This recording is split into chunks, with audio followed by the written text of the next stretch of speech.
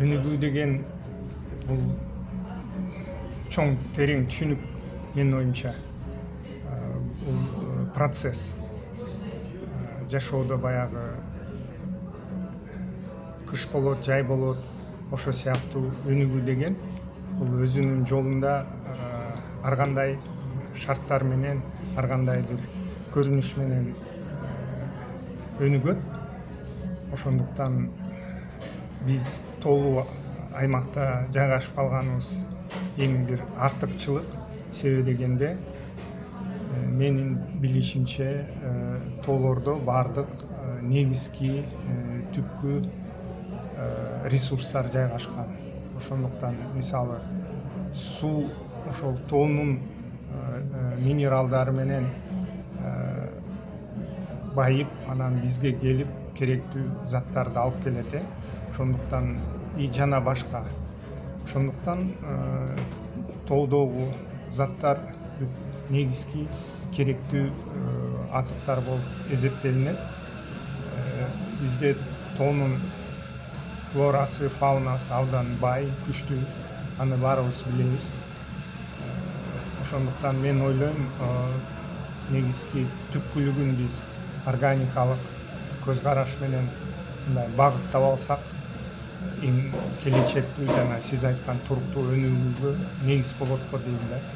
Эми анын бирден бир жолдору, мисалы органикалык Кыргызстан кыймылы федерациясы BioKG баштап аткан органикалык аймак деген модельдер абдан туура деп эсептейм. Ошонун маңызын баарыбыз түшүнүп алсак, ынтымакка келсек, анан болгон тоо ресурстарын туура пайдаланып, кийинки мураска да калтырсак болот. Андан тышкары биздин президентибиздин демилгеси боюнча 27-жылы Кыргызстанда тоо саммити болот. Ошого жараша биздин максатыбыз, менин оюмча, өзүбүздүн касиетти, өзүбүздүн баалуулуктарды, өзүбүздүн артыкчылыкты, өзүбүздүн келечекте алып чыга турган мүмкүнчүлүктөрдү тастыктап жана бренд катары алып чыгышыбыз керек. Негизи мен ойлойм, нукурачылык деген бул эми азыркы заманбап түшүнүк менен бул органика деп атабыз. Бул жаратылыштын өзүнүн, мындайча айтканда, бизге белек катары берген балдары. Балдары деген бул мындай түшүнүк.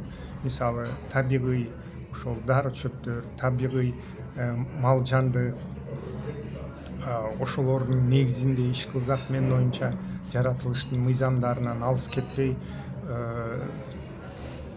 иш кылсак, анда ошол туруктуулукка жакын болобуз. Ошондуктан жаратылыштын өзүнүн жандыктары бул, мисалы биздин ала тоонун топостору, өзүбүздүн кыргыз жылкылар жана жапайы өсүмдүктөр. Ошонун негизинде биз көз карашты, планды, стратегияны түзсөк, менин оюмча, эл аралык азыркы талап боюнча, стандарт боюнча, ошол органиканын түшүнүгү боюнча иштесек, биз өзүбүздүн ден соолукка да, генофондко да жана бренд аркылуу органиканы чет өлкөгө экспорттоп, бардык жакка жеткизсек болот го деп ойлойм. Бул оңой иш эмес, бирок баарыбыз туура түшүнүп, ынтымак менен аракет жасасак, бул ошо негизги байлыгыбыз деп эсептейм да.